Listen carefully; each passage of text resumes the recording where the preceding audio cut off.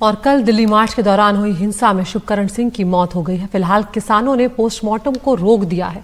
उनकी मांग यह है कि पंजाब सरकार शुभकरण सिंह को शहीद घोषित करे और उसके हिसाब से उसके परिवार को आर्थिक मदद मुहैया करवाए। साथ ही पोस्टमार्टम के लिए 5 सदस्यों का मेडिकल बोर्ड गठित करने की भी मांग किसानों ने की है। ज्यादा जानकारी दे रहे रवि रंजन शुक्ला।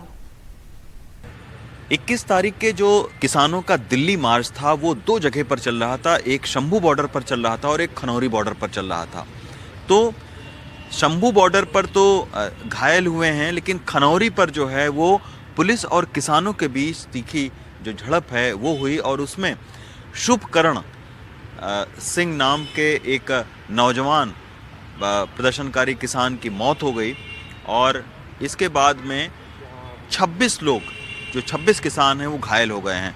मैं इस वक्त पटियाले में हूँ और यहीं पर जो शुभकरण है उनकी डेड बॉडी यहाँ पर रखी हुई है। प्रशासन के साथ में, पुलिस के साथ में बातचीत चल रही है, क्योंकि शुभकरण जो है वो 2 एकड़ ज़मीन के किसान थे और बड़ी मुश्किल से जो है वो खेती से गुजारा करते थे। उनके ऊपर कर्ज भी जो है वो चढ़ा हुआ है।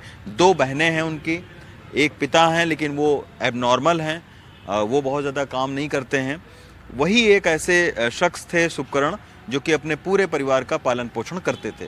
ये सारे लोग हैं, गांव के कुछ लोग हैं, उनके दोस्त हैं। उस वक्त उनके साथ में ये कुलदीप हैं, वो थे।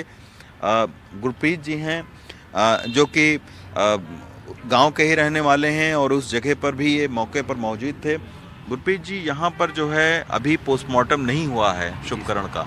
शुभकरण के परिवार के बारे में बताइए, कौन कौन था, कितना खेत था उनके पास में, कैसी आर्थिक स्थिति थी उनकी? सर, उनकी आर्थिक स्थिति कमज़ोर थी बहुत। वो किसानी करते थे, पढ़ने के बाद आगे नहीं पढ़ पाए, इसी वजह से कि घर की आर्थिक जो कमज़ोर थी। उनकी एक बहन थी और उसने शादी की और एक बहन उनकी अभी कुंवारी है। अच्छा जी।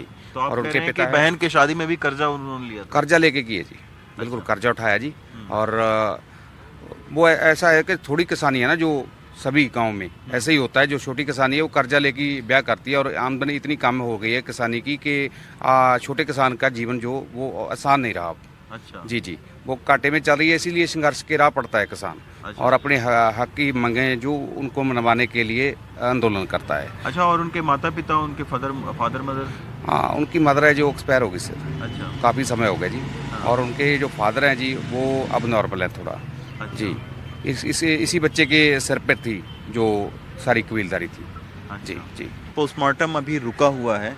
प्रशासन और पुलिस के लोग जो है वो किसान संगठनों से बात कर रहे हैं। पोस्टमार्टम में क्यों देरी हो रही है? सर, हम कंपनसेशन मांग रहे हैं, शहीद का दर्जा मांग रहे हैं किसान से, किसान के लिए। हाँ। और सरकार शहीद का दर्जा दे। हाँ। और ये पूरी किसानी के लिए, पूरे देश की किसानी के लिए किसान शहीद हुआ है। हाँ। और वो उसका हक बनता है। और उसके बाद हम पोस्टमार्टम करेंगे। हमें भी जल्दी से जल्दी संस्कार करना की जल्दी हो रही है। तो हमारी तरफ से कोई नहीं, सरकार की तरफ से जो अड़चन है। निश्चित तौर पर एक बहुत ही दुखद एक घटना हुई है कि एक नौजवान शुभकरण सिंह जो किसान हैं उसकी मौत हो गई है और उसी के ऊपर में पूरा जो परिवार है वो डिपेंड करता था। लेकिन अब जो है वो पोस्टमार्टम फ़िलहाल अभी रुका हुआ है। देखते हैं कि प्रशासन के साथ में बातचीत के बाद में क्या हल निकलता है। पटियाला से संजय कौशिक के साथ रवि रंजन शुक्ला, NDTV इंडिया।